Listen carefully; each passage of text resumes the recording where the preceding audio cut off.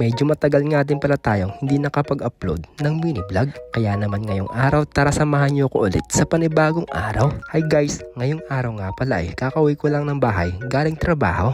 As usual, eto, lumalaban pa rin tayo sa hamon ng buhay bilang isang OFW. Alam nyo ba guys, sa loob ng isang buwan na hindi ako nakapag-upload ay talagang sobrang na-miss ko ang paggawa ng content at saka sa pag-voice over. Grabe, sobrang na-miss ko din talaga yung pang-araw-araw na ginagawa ko. Dahil sobrang busy nga din pala natin sa trabaho at saka nagkasakit din tayo. Yung may ubo at sipon ka ay talagang sobrang hirap kumilos.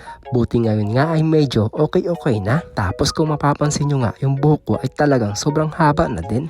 Kaya kailangan ko na din talagang magpagupit. Pagka-uwi ko nga din pala dito sa bahay ay magpapalit muna ako ng pangbahay. Dahil nga maya-maya ay maglalaba na naman tayo. O diba yung kakagaling mo lang sa trabaho tapos maya-maya maglalaba na naman. Kaya no choice talaga tayo. Kasi nga kung di tayo maglalaba, wala tayong susuotin na uniform. Tapos ngayong araw nga din pala guys, magluluto muna tayo ng ating pang-ulam. Hindi ko nga din pala alam kung anong tawag ba dito sa lulutuin ko. Basta tatawagin ko na lang na patsyam. Nagsalang na nga din pala ako dito ng kawali. Tapos naglagay nga lang din pala ako dito ng kunting mantika. At dito naman guys, meron tayong hiniwa dito na hotdog. At saka na itong gulay na repolyo. Dapat prito lang talaga to guys yung hotdog. Kaso naalala ko, meron pa pala akong kalahating repolyo na natira doon sa loob ng ref. Tapos ginayaran ko lang yan ng mga pangpaaroma, bawang, sibuyas at saka kamatis. Bali ang gagawin nga lang din pala natin dito guys ay gigisa nga lang din pala natin dito yung sibuyas. Tapos isusunod naman natin dito yung bawang. Sunod naman yung kamatis. Alam nyo ba guys, naisip ko lang din talaga ang ganitong klaseng luto.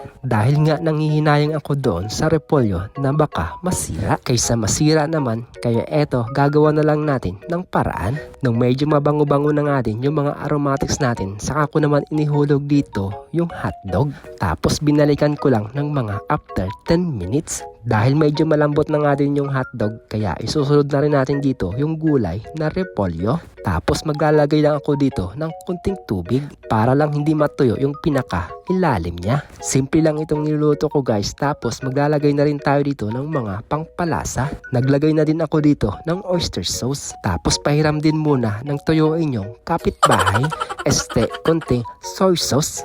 Sa tingin ko nga parang adobong hotdog lang na may repolyo itong niluluto natin. Kayo ba guys, ano bang pwedeng itawag natin dito sa niluluto natin? Tapos maglalagay pa tayo dito ng mga spices, cayenne powder at saka crushed chili or chili crush. Hala, nasobrahan ko pa atang lagyan. Mamaya niyan talagang sobrang anghang. Tapos hindi pa rin tayo tapos dito maglagay ng mga pangpalasa. Tapos maglalagay pa tayo dito ng kunting asin.